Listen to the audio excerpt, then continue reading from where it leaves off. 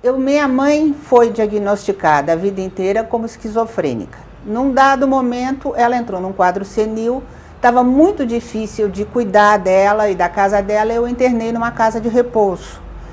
E me sobrou tempo. E daí eu fui atrás da Fênix, que eu já tinha conhecido através de uma revista, para ver se eles aceitavam voluntárias.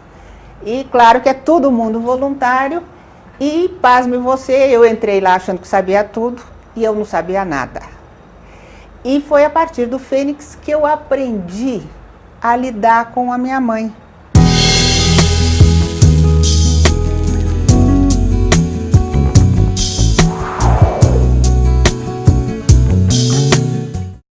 Começa agora mais um Vida Nova, com dicas e informações sobre compulsões e drogas. Confira agora o que vai ao ar nessa edição. Entenda como o cigarro reduz a produção de espermatozoides, além de favorecer o aborto. Dr. Marcos responde um e-mail sobre os perigos do vício na infância. Conheça ainda em nossa dica literária como as drogas são vistas diante da legislação. E em nossa entrevista, Dr. João Lourenço conversa sobre psicoterapia e dependência química. Envie suas dúvidas ao Vida Nova através do site tvmundomaior.com.br e clique no Fale Conosco. Quem já enviou a sua dúvida foi o Júlio Mesquita e ele diz o seguinte: Dr. Marcos, sempre sonho estar em uma situação onde estou usando drogas ou álcool, quando acordo e volto do sono com sensação de cansaço e desgaste. Não sou espírita, mas eu já ouvi falar que dormindo podemos ir para outros lugares. Será que isso pode estar ocorrendo? Olha, Júlio, isso a doutrina espírita chama de emancipação da alma. O que precisa descansar é apenas o corpo físico. Enquanto o corpo descansa, o espírito ele se liberta e normalmente ele vai em busca daquilo que lhe convém, daquilo que lhe interessa. Ele pode ir para um aprendizado, para um trabalho em prol dos outros e pode sair em busca de droga, de álcool. Depende da intenção e do interesse de cada um. Por isso que é muito importante, no momento de ir dormir, você fazer a sua oração para estar em sintonia com a espiritualidade maior, que vai, logicamente, te conduzir para um bom caminho no momento dessa emancipação da alma, tá certo? E também tem a Júlia Fernandes, que diz assim: Olá, Dr. Marcos, é sempre um prazer assistir o programa. Meu marido, às vezes, oferece bebida alcoólica para o meu filho de 3 anos. Eu fico brava, mas ele diz que é só um golinho e que não faz mal. Tenho medo dele viciar o menino, porque às vezes o menino já pede. Olha, Júlia, realmente é um fato gravíssimo, porque nós sabemos que a dependência química é uma doença que, segundo a medicina, as pessoas nascem com alguma predisposição e vai apenas desenvolver a doença no contato com o alcoolismo, no contato com a droga. E, por outro lado, a doutrina espírita nos mostra que as pessoas que já tiveram experiências com a droga ou com o álcool em vidas anteriores têm essa tendência de ter a mesma dificuldade. Então, se logo numa idade precoce ela já tem um contato imposto com a droga ou com o álcool, certamente ela terá um risco muito maior de vir a ser um dependente químico. Converse com seu marido, tá certo? Existem diversos tratamentos para a dependência química e eles variam de acordo com as clínicas que o dependente frequenta. Agora você vai conhecer um tratamento diferenciado que inclui a psicoterapia. Olá, nós estamos aqui no nosso quadro de entrevistas do programa Vida Nova e estamos trazendo hoje aqui o Dr. Maximiliano Gigena Siqueira, que é um psicólogo lá da Clínica Vitória. E ele vai falar com a gente um pouquinho sobre a psicoterapia no tratamento da dependência química. Tudo bem, Maximiliano? Tudo bem. Então tá bom. Seja bem-vindo. Eu queria que você mostrasse para a gente um pouquinho esse universo do que é a psicoterapia com um dependente químico, a sua experiência. Conta pra gente.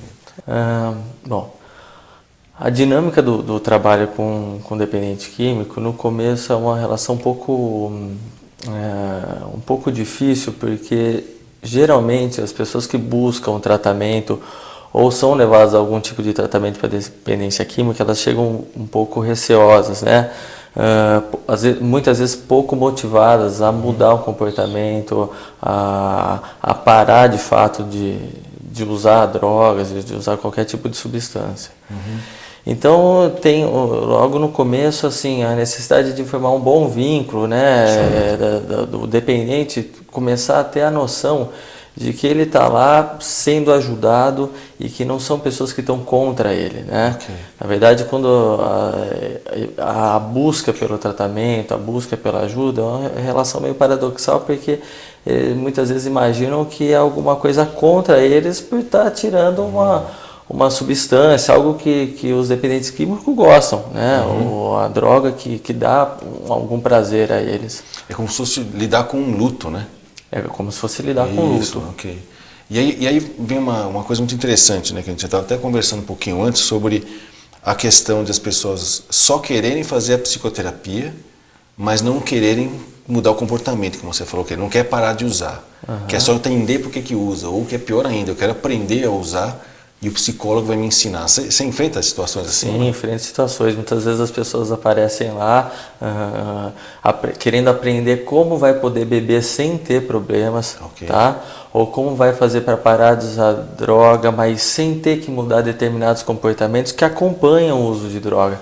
A pessoa que começa a usar droga, ela vai desenvolvendo vários hábitos que acompanham esse uso. Não só o uso em si, mas os amigos mudam, né? Vão andar com pessoas que também usam, os lugares onde frequenta são lugares onde favorece o uso dessas substâncias. Então, quando a pessoa se propõe a parar de usar droga, eu costumo perguntar a eles se eles são dispostos a mudarem muitas outras coisas também. Entendi. Tá? Não só parar de usar. Entendi. E aí você comentou uma coisa interessante, né, sobre a maneira como que você faz isso, né? Por exemplo, talvez você tenha que ser acolhedor no começo, para que pelo menos ele se interesse em se tratar. Mas isso não significa ser facilitador, né? Não é entrar na dele, né? Não, exatamente. Tentar encontrar uma forma de ser acolhedor, mas poder ser firme também, né?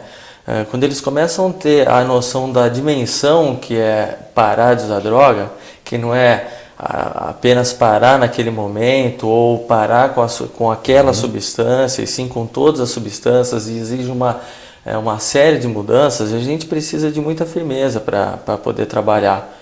Mas tentando encontrar uma maneira de acolher, de compreender o que eles estão passando também.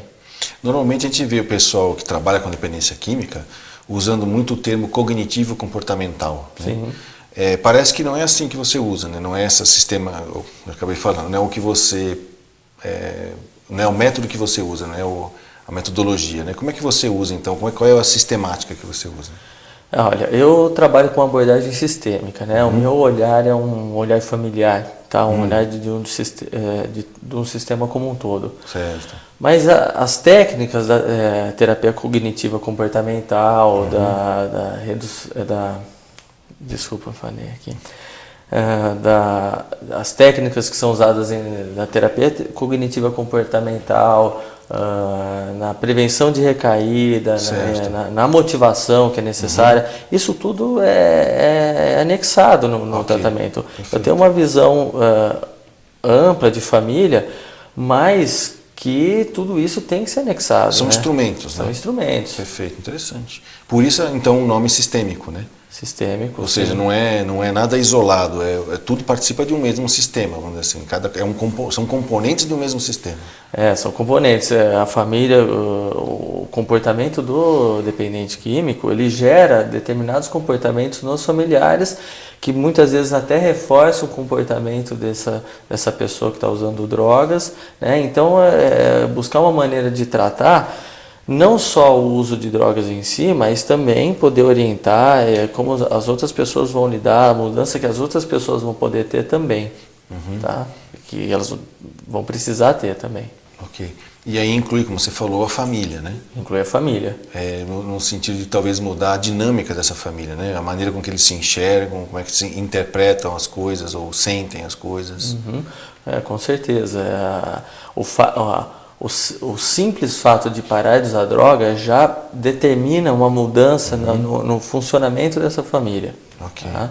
Então, como que essa família vai reagir a essa mudança, né? Como que a família vai reagir à mudança daquele comportamento? Apesar de que todas as pessoas querem que aquela pessoa pare de usar drogas, mas isso exige uma mudança, uma adaptação de todas as pessoas, tá?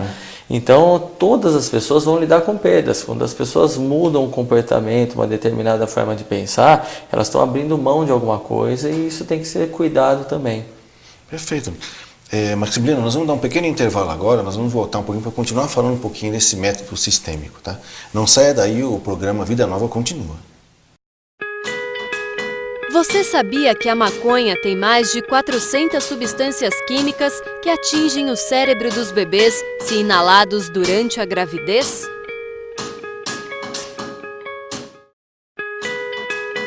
Você sabia que pesquisadores concluíram que a cada drink adicional que um homem toma por dia, os riscos de problemas respiratórios durante o sono aumentam 25%?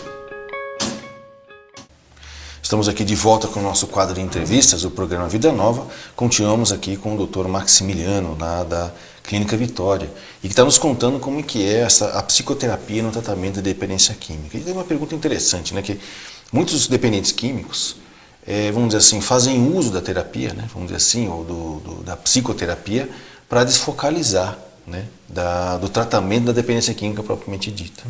Então, quando nessa sistêmica que você falou, na visão sistêmica, isso, vamos dizer assim, quase que não acontece, principalmente se o terapeuta conhece o que é dependência química. Conta um pouquinho da sua experiência exatamente nisso, no que precisa focar primeiro o tratamento. Né? Bom, o tratamento tem que ser muito focado na questão da dependência química. O psicólogo, o terapeuta que for trabalhar com dependência química, é importante ter uma experiência, um conhecimento muito grande, porque senão acontece muitas vezes do paciente vir para tratamento, porque aí os pais ficam mais tranquilos e aí ele consegue continuar usando droga ou continuar manipulando, disfarçando tudo o que está acontecendo. Passar um pano, como eles falam, né? Eles passam um pano, né? Então ele está indo no psicólogo, está indo no psiquiatra, no terapeuta, e os pais ficam mais tranquilos. Ok, ele aceitou, ele está indo, mas na verdade ele usa isso como instrumento de manipulação, para poder passar um pano. Então é importante que as pessoas, os familiares, as pessoas que convivem com o dependente químico tenham algum tipo de orientação, tá? Junto com o tratamento, que faça parte do tratamento, né? A família, as pessoas mais próximas. Me perdi aqui. Então, a ideia também é perguntar no sentido de quando ele usa a terapia para desfocalizar. Tá. Agora, também existe o outro lado da moeda. Às vezes, durante o programa de recuperação dele, em que ele está focado na sua recuperação, já está em abstinência, está reformulando os hábitos velhos dele, mas de repente surge um problema que realmente é psicológico, não é só da dependência química. Isso pode ser um entrave para a recuperação. Né? Sim. Essa possibilidade de também trabalhar a psicodinâmica. Né? Sim. As pessoas que buscam o tratamento para dependência química, ou que têm um problema de dependência química, elas não têm exclusivamente um problema de dependência química. Elas têm outros problemas como qualquer outra pessoa tem. Tá? Ela tem problemas muitas vezes na família dela, ela tem problemas, dificuldades pessoais, ela tem dificuldades do dia a dia que ela vai ter que aprender a lidar. Acontece que quando se instala a dependência química, é muito importante focar nisso, cuidar desse problema, tratar, tirar a substância, porque só a partir daí ela vai começar a pensar de uma forma diferente, se posicionar de uma forma diferente, para poder lidar com todas essas outras coisas, tá? Com todas essas outras questões. Que vinham até antes da dependência química. Muitas vezes sim. Ok. Às vezes ela já teve algumas dificuldades, alguns problemas, e em algum momento da vida dela ela provou droga, gostou e acaba se envolvendo, se tornando um dependente. Ok.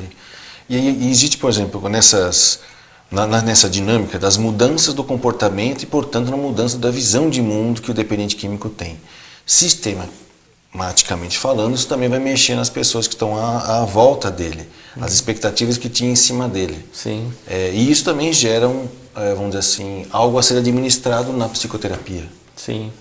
E você falou até que tinha um exemplo que você podia estar nos dando, que aconteceu algumas vezes já com você, sobre como administrar isso, né? Pois é. Você vê, por exemplo, numa época de final de ano, tá? As pessoas muitas vezes saem de um tratamento, ou estão passando por um tratamento, tá? E elas não podem beber, não podem usar droga. E é uma época onde as pessoas muitas vezes têm acesso à bebida. Tá? As comemorações, elas são... a bebida está muito presente, né? Então a pessoa ela tem uma conscientização de que ela não pode beber, de que ela deve evitar alguns lugares, ela deve evitar situações onde se exponha à vontade de beber ou de usar droga, e ela procura se proteger. Então muitas vezes a pessoa sai de uma internação, os pais, no final de ano os pais decidem fazer uma comemoração, uma festa de final de ano, e a pessoa prefere se reservar. Muitas vezes os pais não compreendem isso. Como não vai participar da festa? Como não vai para a casa do tio? Vai ter uma festa e vai todo mundo, né? E aí, muitas vezes os pais não abrem mão dessas comemorações, ou de passar um final de ano mais recolhido, para proteger mesmo essa opção por não usar drogas. Eu entendi. Por isso a importância da visão sistêmica, né? Como se fosse uma visão familiar da coisa, e não só focar como se tudo nascesse da psicodinâmica do dependente químico, né? Como se fossem fantasias deles a serem trabalhadas, ou traumas do passado, ou coisa parecida, né? Sim. Ou seja, tem coisas que aí é causa e não efeito, né? E tem coisas que aí é efeito e não é causa. E aí acho que é a habilidade do psicoterapeuta, do psicólogo, em saber avaliar exato o momento onde abordar cada coisa, né? Essa sua experiência, inclusive na Vitória, na Clínica Vitória. Né? Pois é. Esses acontecimentos não ficam presos numa relação apenas de causa e efeito. Okay. Às vezes, uma causa pode ter vários efeitos. Tá? Então, é algo mais complexo que isso. Né? Então, fica difícil para as pessoas entenderem de uma forma lógica. A dependência química, ela acaba com a lógica dos acontecimentos. Muitas coisas obedecem a uma lógica, a um padrão de acontecimentos que a gente vai percebendo, vai tomando cuidado, mas tem que estar muito atento porque é uma coisa muito mais complexa. Interessante. Tá bom, Maximiliano, obrigado por você ter vindo com a gente aqui, esclareceu bastante sobre esse aspecto da psicoterapia, e não saia daí, o programa Vida Nova continua. Muitas vezes nós temos falado que a dependência química, ou seja, o uso de drogas, não é um efeito que vai trazer uma causa, mas ela já é o efeito de uma causa anterior. A pessoa tinha uma disfunção, uma timidez exacerbada, um problema de relacionamento, e ela acaba exercendo uma fuga, e essa fuga pode vir a ser o uso de drogas ou o uso do álcool. Então, o tratamento da dependência química, que normalmente é multidisciplinar, ele busca profissionais de saúde nas mais diversas disciplinas, ela não pode deixar de lado o psicoterapeuta. Por quê? Porque essas causas que ensejaram o início da dependência química, a procura do álcool através de uma fuga psicológica, essa causa ela tem que ser tratada, ela tem que ser cuidada para que se possa obter um sucesso no tratamento lá na frente. Tem que se buscar o que causou a entrada da pessoa no consumo do álcool e da droga e modificar esse padrão para que ele não venha repetir amanhã numa reincidência novamente na dependência química. Daí a grande importância de um tratamento com psicólogo, da psicoterapia ser uma dessas disciplinas que vão atuar no tratamento do dependente químico. Com certeza, o dependente químico que buscar através do autoconhecimento, num tratamento de psicoterapia, né, a melhorar a sua visão da vida, a sua consciência, ele terá muito melhor condição de vencer a dependência química, de se manter abstinente, principalmente por identificar o que é que um dia o levou a usar as drogas. Conhece-te a ti mesmo, e a psicoterapia vai auxiliar nesse autoconhecimento. Dos autores Glan Calvi e Carlos Santos, o livro Drogas, Se Eu Quiser de Parar, Você Me Ajuda, é uma publicação da Global Editora. voltado para os pais, professores e envolvidos com a educação e formação dos jovens. Nele, um pediatra e um educador alertam sobre como prevenir e evitar situações de risco social e pessoal em casos de crianças e jovens envolvidos com drogas. E para quem quer saber mais sobre drogas e legislação, vale a pena ler o livro Lei de Drogas Anotada, de Vicente Greco Filho. O autor aborda nova legislação sobre drogas de forma prática e objetiva, auxiliando profissionais e estudantes. Com comentários organizados em tópicos acerca do histórico da legislação. Fumar só nos causa malefícios, e quando se trata de gravidez, não é diferente. O problema é que o mal é em dobro para a mãe e também para o bebê. Confira a nossa matéria. Segundo dados da Organização Mundial de Saúde, 1/3 da população mundial adulta fuma, o que representa 1,3 bilhão de pessoas. Aproximadamente 47% são homens e 12% são mulheres.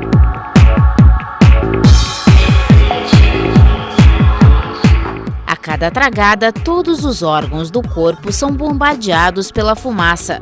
Nessa lista está o sistema reprodutor feminino e masculino. Um estudo realizado no Reino Unido mostrou que até 13% da infertilidade feminina é causada pelo cigarro. Não apenas a fertilidade das mulheres fumantes é comprometida, a dos homens também. Uma pesquisa publicada pelo Instituto de Andrologia do Centro de Medicina Reprodutiva dos Estados Unidos revelou que o cigarro piora o desempenho sexual e prejudica a qualidade do esperma do homem. O espermatozoide vai ficar tanto com uma motilidade afetada, quanto a morfologia, o aspecto dele, né, e a capacidade de fecundar o óvulo. Os perigos do cigarro durante a gravidez se tornam ainda mais graves. As substâncias tóxicas presentes no tabaco podem causar sérios danos à saúde tanto das mulheres quanto dos bebês. O feto é diretamente atingido pela falta de oxigenação adequada, acarretando uma série de problemas de saúde durante a gestação e após o nascimento, com a amamentação que é comprometida por substâncias tóxicas do cigarro, caso a mulher continue fumando. Sim, o cigarro, além de causar problemas cardíacos, respiratórios, vai afetar tanto a infertilidade quanto o neném durante a gestação. Existem pesquisas dizendo que o QI do bebê está afetado em pacientes que fumam, em gestantes fumantes, tá? Então, na gestação, essa gestante pode ter prejudicado o crescimento desse feto, pode entrar em trabalho de parto prematuro, pode ter esse envelhecimento placentário que vai prejudicar a oxigenação do bebê, pode ter bolsa rota antes do tempo, além de sangramentos, né? E abortamentos. Buscar ajuda para o vício é fundamental em qualquer situação, ainda mais quando envolve a vida de um filho. O tratamento ela deve procurar o ginecologista para começar a tomar o ácido fólico, que vai evitar alterações e malformações de tubo neural nesse feto, tá? Então, fazer todos os exames prévios e parar de fumar, antes até de engravidar. Além do tratamento médico, trabalhos de apoio ajudam muito durante o período de gravidez. O Centro Nosso Lar Casas André Luiz, por exemplo, oferece assistência às futuras mamães atendidas pela casa. Entre as orientações, as gestantes aprendem sobre os malefícios do cigarro. Nós temos uma aula específica só sobre o tabagismo. Então, de uma forma assim, mais estruturada, é assim que elas têm a iniciação. Agora, em todas as aulas, assim que nós temos oportunidade, nós reforçamos a importância de não fumar, até como parte do amor ao filho, né, à criança, para que a criança não sinta os efeitos do tabagismo, né? O que nós fazemos realmente é plantar sementes. Agora, o florir das sementes vai depender de cada coração. E você fuma? Fumo. Há quanto tempo você fuma? Desde os 13 anos. E você tem consciência do mal que o cigarro pode fazer para a sua saúde e para a saúde dos seus filhos? Tenho. E você tem consciência de que você amamenta, você tem uma filha de 2 meses, é isso? É, Você está amamentando ela. sim. Você sabia que o seu leite está sendo contaminado pelo cigarro? Sei. Não, mas agora eu estou tentando parar, mas estou fumando menos, estou reduzindo, com a ajuda de outras pessoas também. Espero que pare, né? Dessa vez eu pare, né?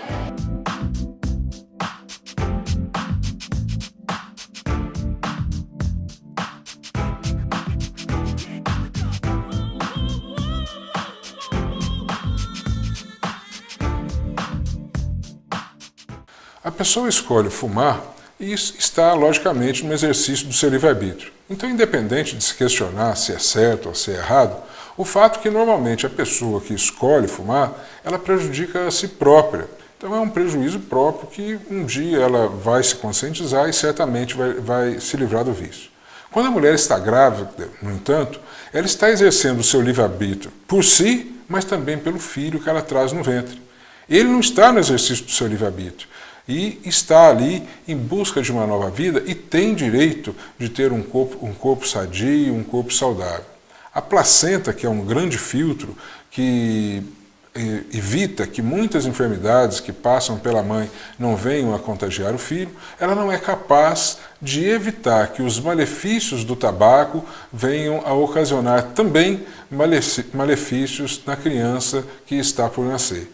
Então a criança acaba fumando sem querer, sem estar no exercício do seu livre-arbítrio, trazendo problemas de saúde logo ao nascer, porque ela vai ter problema na gestação, problemas de saúde logo nos primeiros meses, na primeira fase da sua infância, mas também uma predisposição muito forte daquela criança também vir a se tornar um dependente do tabaco no futuro, porque pode se instalar ali a dependência química.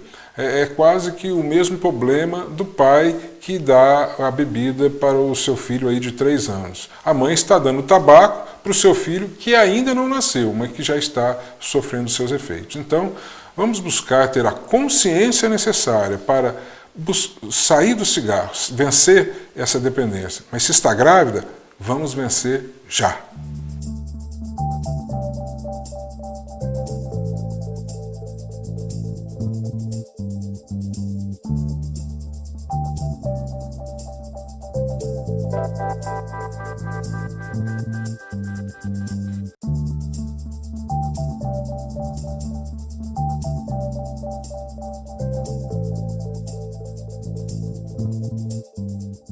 Encerramos mais uma edição do programa com a certeza de que você estará conosco na semana que vem.